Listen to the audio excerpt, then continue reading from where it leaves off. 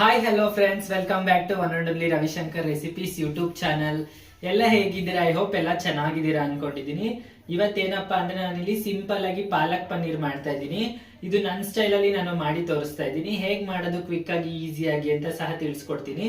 ಅಷ್ಟೇ ಅಲ್ಲ, ಇದು ಹೆಲ್ದಿ ಕೂಡ ಹೌದು. ನಾನು ಯಾಕಂದ್ರೆ ಇಲ್ಲಿ ತುಂಬಾ ಹೆಲ್ದಿ ವರ್ಷನ್ ಅಲ್ಲಿ ನಿಮ್ಗೆ ಪಾಲಕ್ ಪನ್ನೀರ್ ಹೇಗ್ ಮಾಡೋದಂತ ತಿಳಿಸ್ಕೊಡ್ತೀನಿ. ನಾನಿಲ್ಲಿ ಯಾವುದೇ ರೀತಿಯಾದ ಜಾಸ್ತಿ ಇಂಗ್ರೀಡಿಯೆಂಟ್ಸ್ ನ ಯೂಸ್ ಮಾಡ್ತಿಲ್ಲ. ಕಡಿಮೆ ಇಂಗ್ರೀಡಿಯೆಂಟ್ಸ್ ಅಲ್ಲೇ ಪಾಲಕ್ ಪನ್ನೀರ್ ಹೇಗ್ ಮಾಡೋದು ಮತ್ತೆ ಹೆಲ್ದಿಯಾಗಿ ಸಹ ಹೇಗ್ ಮಾಡ್ಕೊಳ್ಳೋದು ಅಂತ ನಾನು ಇಲ್ಲಿ ತಿಳಿಸ್ಕೊಡ್ತೀನಿ. ಜಾಸ್ತಿ ಟೈಮ್ ವೇಸ್ಟ್ ಮಾಡೋದು ಬೇಡ, ಬನ್ನಿ ನೋಡೋಣ ಹೇಗೆ ಪಾಲಕ್ ಪನ್ನೀರ್ ಮಾಡೋದಂತ ತಿಳಿಸ್ಕೊಡ್ತೀನಿ. ಹಾಗೆ ಫಸ್ಟ್ ಟೈಮ್ ನನ್ನ ಒಂದು ಯೂಟ್ಯೂಬ್ ಚಾನಲ್ ವಿಡಿಯೋನ ನೋಡ್ತಿದ್ರೆ ದಯವಿಟ್ಟು ಸಬ್ಸ್ಕ್ರೈಬ್ ಮಾಡಿ. ನಿಮ್ಮ ಸಪೋರ್ಟ್ ನನಗೆ ತುಂಬಾ ಮುಖ್ಯ ಅಂತ ಕೇಳ್ಕೊಳ್ತಾ ವಿಡಿಯೋನ ಪ್ರಾರಂಭಿಸ್ತಾ ಇದ್ದೀನಿ. ಬನ್ನಿ ಈಗ ಪಾಲಕ್ ಪನ್ನೀರ್ ಹೇಗ್ ಮಾಡೋದಂತ ನಾನಿಲ್ಲಿ ತಿಳಿಸ್ಕೊಡ್ತೀನಿ.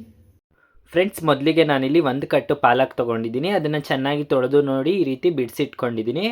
ನಂತರ ಇಲ್ಲಿ ನಾನು ಒಂದು 200 ಗ್ರಾಮಷ್ಟು ಪನ್ನೀರ್ ತೊಗೊಂಡಿದ್ದೀನಿ. ನೀವು ಜಾಸ್ತಿ ಜನಕ್ಕೆ ಮಾಡ್ತೀನಿ ಅಂದರೆ ಜಾಸ್ತಿ ಸಹ ತೊಗೋಬೋದು. ಈಗ ಬನ್ನಿ ನೋಡೋಣ ಹೇಗೆ ಪಾಲಕ್ ಪನ್ನೀರ್ ಮಾಡೋದಂತ ತಿಳಿಸ್ಕೊಡ್ತೀನಿ. ಮೊದಲು ನಾನು ಒಂದು ಪಾತ್ರೆಗೆ ಸ್ವಲ್ಪ ನೀರು ಹಾಕ್ಕೊಂಡು, ಅಂದರೆ ಒಂದು ಲೋಟದಷ್ಟು ನೀರು ಹಾಕ್ಕೊಂಡು ಅದಕ್ಕೆ ಒಂದು ಕಟ್ಟು ಪೂರ್ತಿ ಪಾಲಕ್ ಸೊಪ್ಪನ್ನ ಹಾಕ್ಕೊಳ್ತಾ ಇದ್ದೀನಿ. ಇದಕ್ಕೆ ಜಾಸ್ತಿ ನೀರನ್ನ ಹಾಕೋಬಾರ್ದು. ಕೆಲವೊಬ್ಬರು ಏನು ಮಾಡ್ತಾರೆ ಅಂದರೆ ತುಂಬ ನೀರು ಹಾಕೋಬಿಡ್ತಾರೆ.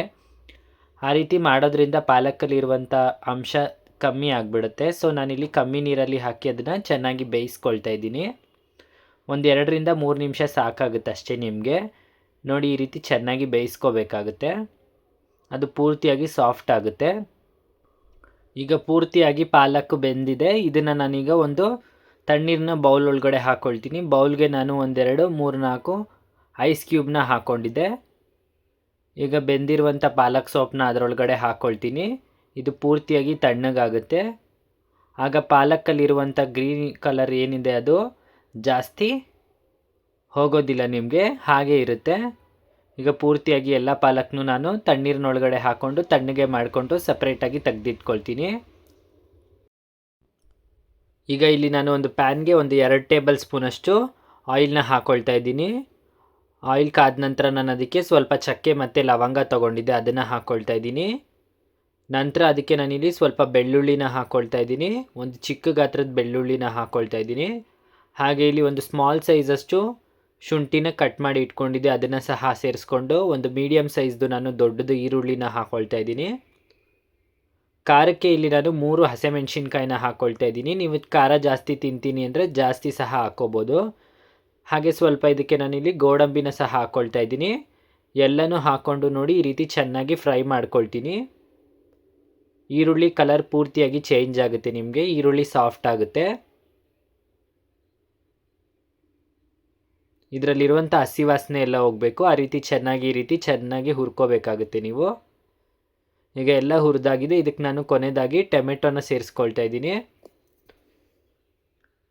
ಟೊಮೆಟೊನ ಸೇರಿಸ್ಕೊಂಡು ಸಹ ನಾನು ಚೆನ್ನಾಗಿ ಈ ರೀತಿ ಫ್ರೈ ಮಾಡ್ಕೊಳ್ತಾ ಇದ್ದೀನಿ.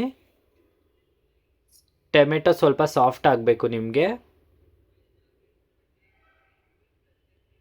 ಈಗ ಪೂರ್ತಿಯಾಗಿ ಎಲ್ಲನೂ ನೋಡಿ ಈ ರೀತಿ ಚೆನ್ನಾಗಿ ಫ್ರೈ ಮಾಡ್ಕೋಬೇಕು. ವೆಜಿಟೇಬಲ್ ಪೂರ್ತಿಯಾಗಿ ಈಗ ಫ್ರೈ ಆಗಿ ಸಾಫ್ಟ್ ಆಗಿದೆ. ಈಗ ಇದನ್ನು ನಾನು ಒಂದು ಪ್ಲೇಟ್ಗೆ ಹಾಕ್ಕೊಳ್ತಾ ಇದ್ದೀನಿ ತಣ್ಣಗಾಗಲಿಕ್ಕೆ. ಇದನ್ನು ಒಂದು 5 ನಿಮಿಷನಾದರೂ ಬಿಡಬೇಕು. ಇದು ಪೂರ್ತಿಯಾಗಿ ತಣ್ಣಗಾಗಬೇಕು. ನಂತರ ನಾನು ಅದೇ ಪ್ಯಾನ್ಗೆ ಇಲ್ಲಿ 1-2 ಸ್ಪೂನಷ್ಟು ಆಯಿಲ್ನ ಹಾಕ್ಕೊಳ್ತಾ ಇದ್ದೀನಿ. ನಂತರ ಅದಕ್ಕೆ ನಾನು 1.5 ಸ್ಪೂನಷ್ಟು ತುಪ್ಪನ ಹಾಕ್ಕೊಳ್ತಾ ಇದ್ದೀನಿ. ತುಪ್ಪ ಯಾಕೆ ಹಾಕ್ತಾ ಇದ್ದೀನಿ ಅಂದರೆ ಪನ್ನೀರು ಸ್ವಲ್ಪ ಹಸಿ ವಾಸನೆ ಇರುತ್ತೆ, ಅದಕ್ಕೋಸ್ಕರ ನಾನಿಲ್ಲಿ ತುಪ್ಪನ ಹಾಕ್ಕೊಳ್ತಾ ಇದ್ದೀನಿ. ನಂತರ ಅದಕ್ಕೆ ಕ್ಯೂಬ್ಸ್ ಆಗಿ ಕಟ್ ಮಾಡಿ ಇಟ್ಕೊಂಡಿರುವಂಥ ಪನ್ನೀರನ್ನ ಹಾಕ್ಕೊಳ್ತಾ ಇದ್ದೀನಿ. ಪನ್ನೀರನ್ನ ಹಾಕ್ಕೊಂಡು ಒಂದು 2ರಿಂದ 3 ನಿಮಿಷ ಅಷ್ಟೇ ಈ ರೀತಿ ನೋಡಿ ಚೆನ್ನಾಗಿ ಫ್ರೈ ಮಾಡ್ಕೋಬೇಕು. ಆದಷ್ಟು ಹೈ ಫ್ಲೇಮಲ್ಲಿದ್ದರೂ ಪರವಾಗಿಲ್ಲ. ನೋಡಿ, ಫ್ರೈ ಆಗ್ತಾ ಪನ್ನೀರು ಕಲರ್ ಚೇಂಜ್ ಆಗ್ತಾಯಿದೆ ನಿಮಗೆ.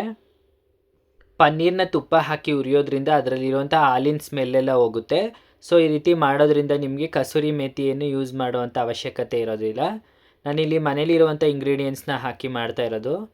ಈಗ ಪನ್ನೀರ್ನೆಲ್ಲ ಒಂದು ಬೌಲ್ಗೆ ತೆಗೆದಿಟ್ಕೊಂಡು ಸಪ್ರೇಟ್ ಮಾಡ್ತಾಯಿದ್ದೀನಿ. ನಂತರ ನಾನಿಲ್ಲಿ ಒಂದು ಮಿಕ್ಸಿ ಜಾರ್ಗೆ ಆಗಲೇ ಹುರ್ಕೊಂಡಂಥ ಈರುಳ್ಳಿ, ಟೊಮೆಟೊ, ಹಸಿಮೆಣಸಿನ್ಕಾಯಿನ ಹಾಕ್ಕೊಂಡು ಒಂದು ಸಾರಿ ಚೆನ್ನಾಗಿ ಈ ರೀತಿ ಪೇಸ್ಟ್ ಥರ ರುಬ್ಕೊಳ್ತೀನಿ. ನಂತರ ಇದಕ್ಕೆ ತೊಗೊಂಡಂಥ ಪಾಲಕ್ ಸೊಪ್ಪನ್ನ, ಅಂದರೆ ಬೇಯಿಸಿ ಇಟ್ಕೊಂಡಂಥ ಪಾಲಕ್ ಸೊಪ್ಪನ್ನ ಹಾಕ್ಕೊಂಡು ಮತ್ತೆ ಇದನ್ನು ನೋಡಿ ಈ ರೀತಿ ಪೇಸ್ಟ್ ಥರ ಚೆನ್ನಾಗಿ ರುಬ್ಕೋಬೇಕಾಗುತ್ತೆ ನೀವು. ನಂತರ ಇಲ್ಲಿ ನಾನು ಒಂದು ಪ್ಯಾನ್ಗೆ ಸ್ವಲ್ಪ ಆಯಿಲ್ ಹಾಕಿ ಜೀರಿಗೆನ ಹಾಕ್ಕೊಳ್ತಾ ಇದ್ದೀನಿ.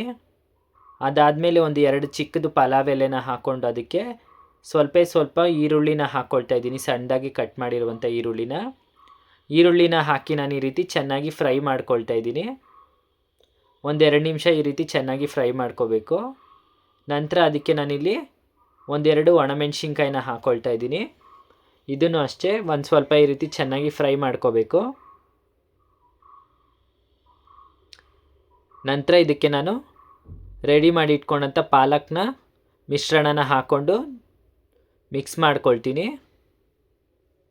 ಇದಕ್ಕೀಗ ನಾನು 1 ಸ್ಪೂನಷ್ಟು ಧನಿಯಾ ಪುಡಿ, 1 ಸ್ಪೂನಷ್ಟು ಗರಂ ಮಸಾಲ, 1 ಸ್ಪೂನಷ್ಟು ರೆಡ್ ಚಿಲ್ಲಿ ಪೌಡರ್ ಇದಿಷ್ಟನ್ನು ಹಾಕಿ ಚೆನ್ನಾಗಿ ಮಿಕ್ಸ್ ಮಾಡ್ಕೊಳ್ತಾ ಇದ್ದೀನಿ.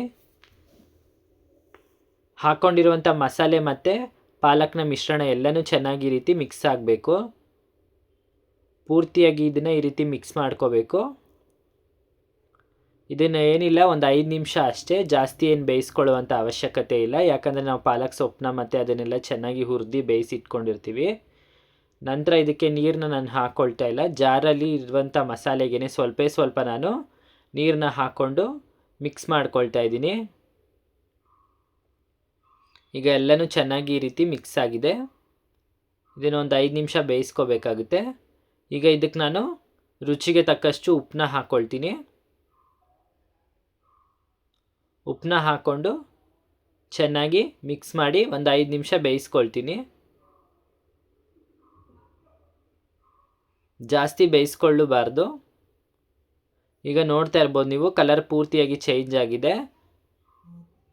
ಈಗ ಅದಕ್ಕೆ ನಾನು ಆಗಲೇ ಫ್ರೈ ಮಾಡಿ ಇಟ್ಕೊಂಡಂಥ ಪನ್ನೀರನ್ನ ಹಾಕ್ಕೊಳ್ತಾ ಇದ್ದೀನಿ. ಪನ್ನೀರನ್ನ ಹಾಕ್ಕೊಂಡು ನೋಡಿ ಈ ರೀತಿ ಮಿಕ್ಸ್ ಮಾಡ್ಕೋಬೇಕಾಗುತ್ತೆ ಅಷ್ಟೇ.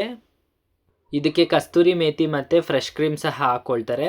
ಬಟ್ ನನ್ನ ಹತ್ರ ಮನೇಲಿರುವಂಥ ಇಂಗ್ರೀಡಿಯೆಂಟ್ಸ್ನ ಯೂಸ್ ಮಾಡಿ ಮಾಡ್ಕೊಳ್ತಿರೋದ್ರಿಂದ ನಾನು ಅದನ್ನು ಸ್ಕಿಪ್ ಮಾಡಿದ್ದೀನಿ. ನಿಮ್ಮ ಹತ್ರ ಇದ್ದರೆ ನೀವು ಹಾಕ್ಕೋಬೋದು. ಈಗ ಫೈನಲಾಗಿ ಪಾಲಕ್ ಪನ್ನೀರ್ ರೆಡಿಯಾಗಿದೆ. ಬನ್ನಿ ನೋಡಿ ತೋರಿಸ್ತೀನಿ ಈಗ ಹೇಗಾಗಿದೆ ಅಂತ. ನೋಡಿ ಎಷ್ಟು ಚೆನ್ನಾಗಾಗಿದೆ ಪಾಲಕ್ ಪನ್ನೀರು. ಫ್ರೆಂಡ್ಸ್, ಇವತ್ತಿನ ಈ ಒಂದು ರೆಸಿಪಿ ನಿಮಗೆ ಇಷ್ಟ ಆಗಿದ್ರೆ ದಯವಿಟ್ಟು ನನ್ನೊಂದು ಯೂಟ್ಯೂಬ್ ಚಾನಲ್ನ ಸಬ್ಸ್ಕ್ರೈಬ್ ಮಾಡಿ ಅಂತ ಕೇಳ್ಕೊಳ್ತಾ ಮತ್ತಷ್ಟು ವಿಡಿಯೋದೊಂದಿಗೆ ನಿಮ್ಮ ಮುಂದೆ ಬರ್ತೀನಿ. ಅಲ್ಲಿವರೆಗೂ ಟೇಕ್ ಕೇರ್. ಧನ್ಯವಾದಗಳು.